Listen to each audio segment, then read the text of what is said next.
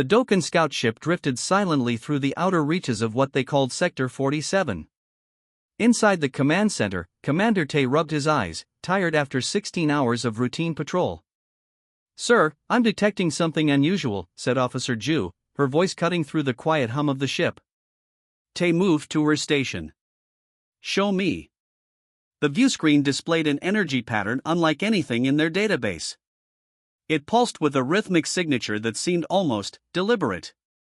"Could be a sensor malfunction," suggested Tay, though he didn't believe it.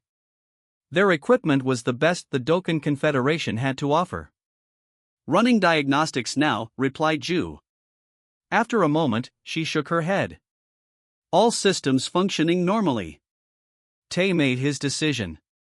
"Adjust course. Let's take a closer look." The scout ship altered its trajectory, accelerating toward the anomaly. As they approached, Officer Min at the forward scanner called out, "Sir, there's definitely something there. Massive object, about 3 kilometers in length." "Visual range in 30 seconds, announced Ju. The bridge crew held their breath as the unknown object came into view. What they saw made even the veteran Tay gasp. It was a ship, if such a simple word could describe the elegant behemoth before them. Its hull gleamed with a material that seemed to both absorb and reflect light simultaneously. No visible engines or propulsion systems were apparent, yet it moved with precision through space. Intricate patterns covered its surface, possibly writing or artistic designs, but unlike any language known to the Confederation. "Scan for life signs," ordered Tay. Min worked his console. "Difficult to penetrate their hull, sir. But I'm detecting movement inside. Definitely a crewed vessel." "Origin?" asked Tay. Ju was already searching the database. "Sir, I'm getting a partial match with, this can't be right." She looked up, confusion evident on her face. "It's registering as Earth technology." "Earth?" Tay frowned. "The primitive world the visitors documented? Impossible. According to all Confederation records, Earth was a backwater planet whose inhabitants had barely discovered simple tools when the ancient visitors briefly surveyed it 500,000 years ago. The visitors had classified Earth as having minimal potential, not worth the resources to establish regular contact. "The database is certain, sir.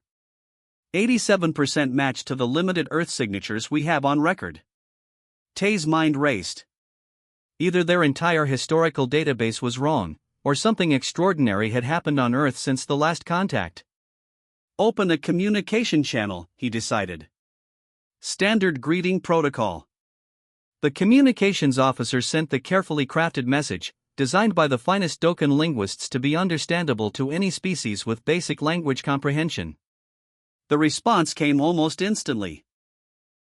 Not in words or conventional signals, but in a complex pattern of energy pulses that flowed directly into their ship's systems. The pattern was so sophisticated that it bypassed their communication filters entirely. "They've penetrated our primary security protocols," shouted Min in alarm. But instead of an attack, the ship's translators began working furiously, trying to decode the message. The viewscreen flickered and displayed a series of symbols that morphed and changed before settling into something resembling Dokkan script. "We greet the Dokkan Confederation scout vessel," Ju read aloud. "Your presence has been noted. Please maintain position. Further communication forthcoming." "They know who we are," whispered Min. "How is that possible?" Tay had no answer. The implications were staggering. If this truly was an Earth vessel, it meant the planet had somehow advanced from primitive tool users to interstellar travelers with technology far exceeding Dokkan capabilities, all in what was, by galactic standards, merely a blink of time. "Sir, should we withdraw?" asked Min, nervously eyeing the massive ship. "No," said Tay firmly. "We represent the Confederation. We will maintain position and await further contact." He paused, then added, "But send a priority message to the High Council. They need to know about this immediately." What Tay didn't realize was that the Earth vessel had already mapped every circuit and system in his ship. It had recorded every word spoken, every command given. The humans aboard were already studying the Dokkans with intense interest, comparing their observations to the extensive records they had compiled over centuries of secret monitoring. For the Dokans, this was first contact. For humanity, it was simply the moment they had chosen to finally step out of the shadows. The High Council chamber buzzed with nervous energy. 16 representatives from the Confederation's member species sat around the circular table, their faces illuminated by the soft blue glow from below. At the center stood Senior Archivist Han, his usually confident posture now stiff with worry. "The data cannot be wrong," Han insisted, tapping his display pad. "Our records show Earth as a Class 7 primitive world. When the ancient visitors documented it 500,000 years ago, the inhabitants used only basic stone tools. They had not even mastered fire consistently." "Yet Commander Tay's report is quite clear," countered Counselor Park, the eldest member present. "The vessel he encountered possesses technology far beyond our own. And it responded to contact using communication methods that bypassed our most secure protocols." The room fell silent as the main projection displayed the images transmitted from Tay's scout ship. The Earth vessel hung in space like an impossible dream, its design defying Dokan engineering principles. "Perhaps the commander is mistaken about the ship's origin," suggested Counselor Yoon. "The signature patterns match our limited Earth database with 87% certainty," Han replied. "And the vessel identified itself as Earth-made." "Could Earth have been visited by another advanced civilization?" asked Counselor Bay. "Perhaps they were given technology." Han shook his head. "Not possible. The Confederation Treaty forbids interference with developing worlds. All member species comply. Unless..." Counselor Park let the word hang in the air. "Unless there are civilizations beyond our knowledge," finished Han reluctantly. The thought was disturbing. The Dokan Confederation had explored and mapped nearly a quarter of the galaxy over 3 million years. The idea that advanced species could exist unknown to them challenged their fundamental understanding of their place in the cosmos. "We need more information," declared Park. "I propose a diplomatic mission." The vote was unanimous. Ambassador Lee, known for his skill in first contact situations, would lead a delegation to meet with the Earth representatives. As the council dispersed, Han remained behind, staring at the projected image of the Earthship. Something about this didn't make sense. He returned to his private archives and began searching through the original visitor records from 500,000 years ago. The reports were fragmentary. The visitors had spent only a brief time observing Earth before moving on to more promising worlds. As Han read deeper, he found a curious note that had been overlooked in the summary: "Species demonstrates unusual adaptability and problem-solving capacity. Recommend periodic monitoring." That recommendation had apparently been ignored. 500,000 years with no check-ins. What had happened in that time? Meanwhile, aboard the Confederation diplomatic vessel, Ambassador Lee reviewed his briefing materials. His ship, the largest in the diplomatic fleet, felt small compared to the Earth vessel they were approaching. "We're receiving a transmission," his communications officer reported. On screen, Lee ordered. A human face appeared, female, with features that seemed both familiar and alien. "Greetings, Ambassador Lee," she said in perfect Dokan language. "I am Commander Sun of the Earth vessel Pioneer. We welcome your diplomatic mission." Lee tried to hide his surprise. "You speak our language?" Sun smiled. "We speak all Confederation languages. We've had time to learn." "How did you know I was coming?" Lee asked. "We only decided to send this mission 8 hours ago." "We have been observing your council session," Sun replied matter-of-factly. "Your technology is transparent to our systems." Lee felt a chill. The High Council chamber had the strongest security measures in Dokan space. If the humans could observe it so easily. "We will rendezvous at these coordinates," continued Sun, as numbers appeared on Lee's navigation console. "Please arrive in 6 hours. We have much to discuss." The transmission ended before Lee could respond. Back on the Dokan homeworld, Han finally found what he was looking for: a sealed section of the archive, accessible only to senior archivists. The file contained a warning from the visitors: "This species bears watching. Unlike others we've encountered, these beings show signs of potential exponential intellectual development. If their physical evolution follows similar patterns, the rest was unclear, but the implication was disturbing. Had the visitors seen something in early humans that worried them? Had they deliberately downplayed Earth's importance in the official records? As Ambassador Lee's ship approached the rendezvous point, he was stunned to discover not one but 5 Earth vessels waiting in precise formation. And beyond them, barely visible at the edge of his ship's sensor range, were dozens more. Human intelligence had not just caught up to the Confederation. It had surpassed it. And Lee couldn't shake the feeling that these humans had been watching the Dokkan for a very long time. Ambassador Lee's heart raced as the Dokkan shuttle docked with the Earth flagship Pioneer. The magnetic seals engaged with a soft hum, far quieter than Dokkan technology would allow. His diplomatic team exchanged nervous glances. "Remember," Lee told them softly, "we represent the entire Confederation. Dignity at all times." The airlock cycled open to reveal Commander Sun waiting with 4 other humans. Lee was struck by how similar to Dokkans they appeared, bipedal, similar height, though their skin tones varied widely and they lacked the characteristic facial ridges of his people. "Welcome aboard the Pioneer," Sun said, her voice warm and clear.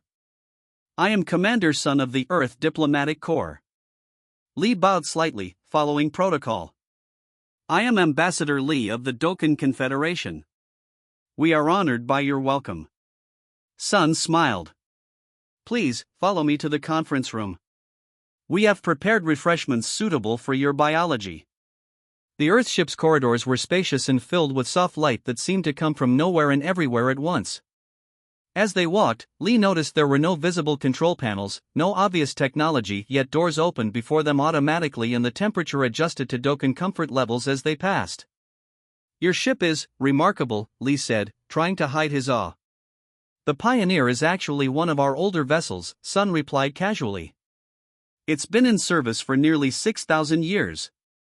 One of Lee's aides stumbled slightly at this. 6,000 years was longer than many Dokkan cities had existed. They entered a circular room where a table was set with strange but appealing foods and drinks. Through the transparent walls, Lee could see the vastness of space and the other Earth vessels maintaining their perfect formation. After they were seated, Commander Sun touched a small pendant at her neck. A 3-dimensional star map appeared in the center of the table, showing the Dokkan Confederation territory in blue. But surrounding it, stretching in all directions, was a vast network of green points and lines that dwarfed the Confederation space.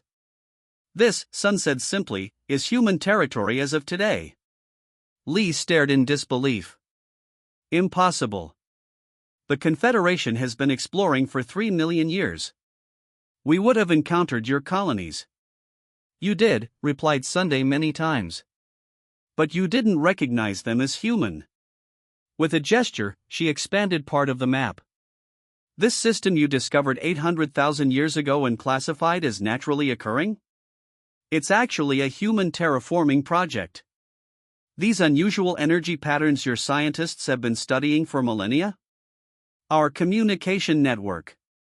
The mysterious disappearances of 17 Confederation scout ships over the past 200,000 years? All contacted by us, their crews given the choice to join human society." Lee felt dizzy. But the visitors' records clearly show humans as primitive. "The visitors came to Earth 500,000 years ago," Sun acknowledged. "They found what they expected to find: primitive hominids using simple tools. What they failed to recognize was our potential rate of development." She continued, "Within 50,000 years of their visit, we had mastered spaceflight. Rather than announcing ourselves immediately, we chose to observe, to learn about the galaxy first. To understand the political landscape before revealing ourselves." "For 450,000 years?" Lee whispered. "We are patient," Sun said with a slight smile. "And cautious. We've seen how the Confederation treats worlds they consider primitive. The resource extraction on Mira 4. The cultural guidance program on the Tellus worlds." Lee shifted uncomfortably. "Those were not the Confederation's proudest moments." "So you've been watching us all this time?" asked one of Lee's aides. "Why reveal yourselves now?" Sun's expression grew serious. Because the galaxy is changing.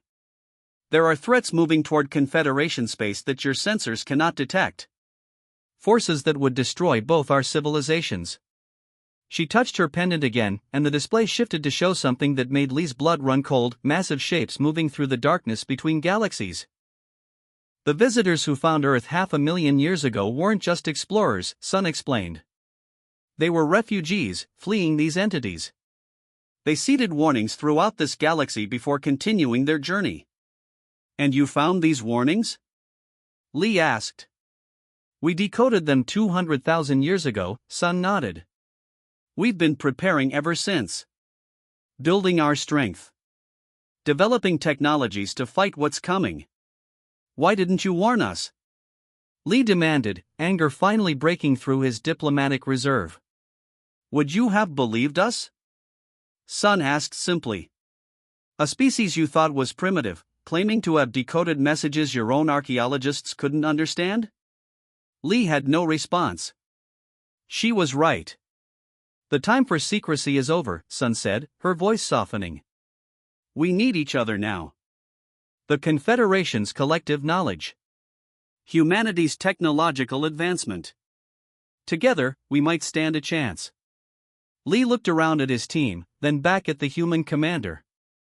In her eyes, he saw something unexpected, hope, mingled with respect. Tell me everything, he said finally. Everything you know about these entities. Sun nodded solemnly. That's why we're here, Ambassador. That's why we've finally come out of the shadows.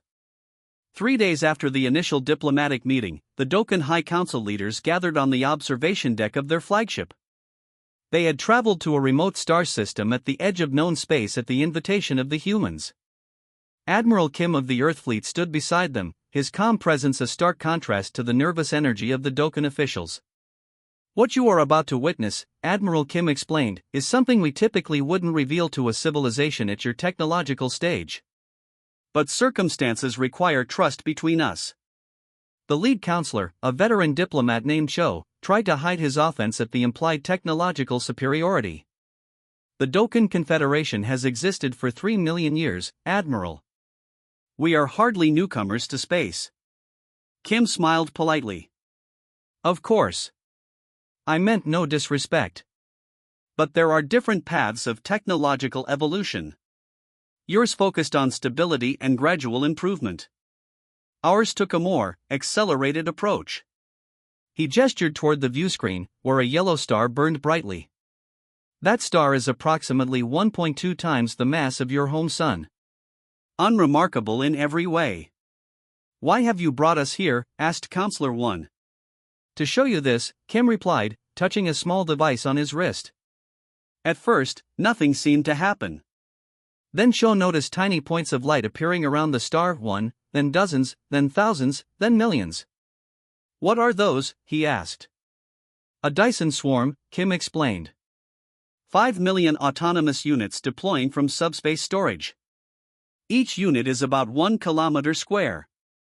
Together, they will capture 93% of the star's energy output. The Dokkan officials watched in stunned silence as the swarm formed a perfect sphere around the star.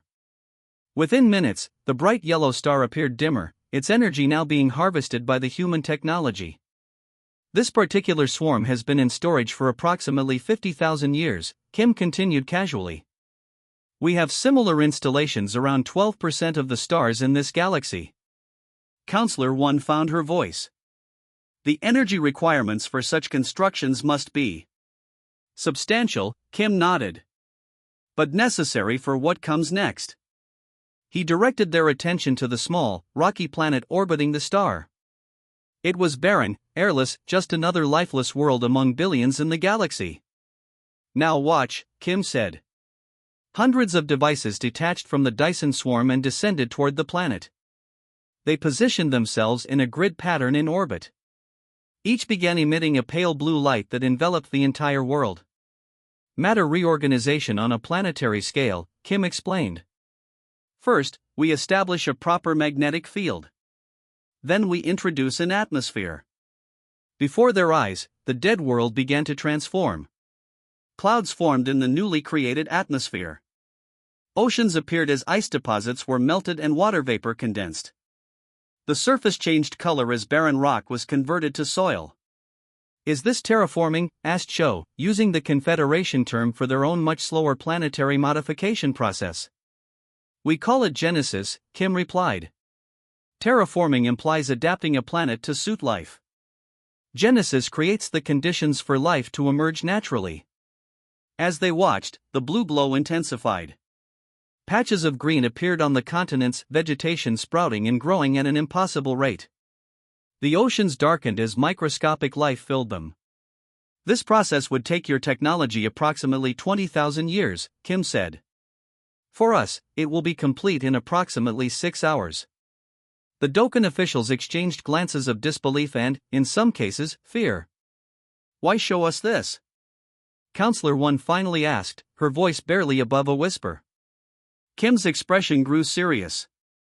"Because the enemy coming toward us can do the opposite. They don't create worlds, they consume them. They harvest all energy and matter from entire star systems, leaving nothing behind. We've tracked their path across 3 neighboring galaxies." He touched his wrist device again, and the viewscreen split to show a different image, a region of space where stars were simply missing. A vast darkness that seemed to be slowly expanding. "This is what we're fighting," Kim said. "This is why we need allies. Even with our technology, we cannot face this alone." Cho felt a chill run through him. "How long do we have?" "At their current speed, they will reach the outer boundaries of Confederation space in approximately 50 years, Kim replied. "But we've been preparing defenses for centuries. If we combine our efforts, there's a chance we can stop them." The Dokkans looked back at the transformed planet, now teeming with new life. If humans could create worlds in hours, what else could they do? And more importantly, would it be enough to stop whatever was coming? "Tell your council," Kim said quietly, "that Earth stands ready to share our knowledge. But we must act quickly. There isn't much time." In the vast expanse of the Andromeda Galaxy, a new order was taking shape. The old powers had crumbled, leaving behind a chaotic landscape of broken alliances and shattered dreams. At the center of this transformation stood Captain Arya Chen, a young and brilliant strategist who had risen from the ranks of a small frontier colony. Arya's vessel, the Starship Horizon, cut through the darkness of space like a silver arrow. Her crew was unlike any other, a mix of humans, artificial intelligences, and hybrid beings from different star systems. They had been watching and waiting, understanding that the moment for change had arrived. The Galactic Council had been weak for decades. Corruption and self-interest had eaten away at its core, leaving ordinary citizens struggling under oppressive trade regulations and unfair resource distribution. Arya knew this system couldn't continue. She had seen firsthand how entire planetary populations suffered while a few wealthy elites controlled everything. Her plan was audacious. Using a network of carefully cultivated allies across multiple star systems, she began to systematically expose the corruption within the existing power structures. Intelligence networks she had built over years started sharing critical information, secret trade agreements, hidden economic manipulations, and political conspiracies that had kept the current system in place. The artificial intelligence systems aboard the Horizon processed massive amounts of data, creating intricate maps of political connections and economic dependencies. Each revelation was strategically released, causing tremors of uncertainty among the ruling classes. Leaders who had thought themselves untouchable suddenly found their foundations crumbling. What made Arya different from previous revolutionaries was her approach. She wasn't seeking to destroy the existing system completely but to rebuild it with transparency and fairness. Her vision was of a galactic society where resources were shared, where technological advancements benefited everyone, and where representation wasn't just a hollow promise. Her crew was her greatest strength. Each member brought unique skills and perspectives. There was Marcus, a former military strategist who now believed in diplomatic solutions. Zara, a quantum computer specialist who could predict complex political outcomes with remarkable accuracy. And X9, an advanced AI who understood human psychology better than most humans understood themselves. As their campaign gained momentum, they encountered resistance. Powerful corporations and entrenched political families tried to discredit them. Propaganda streams attempted to paint Arya as a dangerous radical. But the people were listening. Millions of citizens across different planets began to see a different possible future. The turning point came during what became known as the Centauri Conference. Arya presented a comprehensive plan for restructuring galactic governance. She proposed a decentralized system where local communities would have genuine input, where technological resources would be shared, and where economic growth wasn't just measured in credits but in quality of life improvements. Her speech was broadcast across thousands of star systems. People watched in homes, spaceports, and community centers. For the first time in generations, there was real hope. The old guard tried to dismiss her, but the momentum was unstoppable. Slowly but surely, star systems began to align with her vision. Some joined voluntarily, seeing the potential for genuine progress. Others were convinced through careful negotiations and demonstrations of the practical benefits of her proposed system. The transformation wasn't easy. There were conflicts, setbacks, and moments of doubt. But Arya and her team remained committed. They understood that building a new order wasn't about quick victories but about sustainable, meaningful change. As the Horizon continued its journey through the stars, it carried more than just a crew. It carried a message of possibility. A message that suggested that even in the enormous, often impersonal universe, individuals could make a significant difference. The galaxy watched and waited. Something fundamental was shifting. The old rules were being rewritten, not through violent revolution, but through intelligent, strategic reimagining of what was possible. And at the center of it all was Captain Arya Chen, steering her ship towards a future that few had dared to imagine, but many had secretly hoped would one day become real.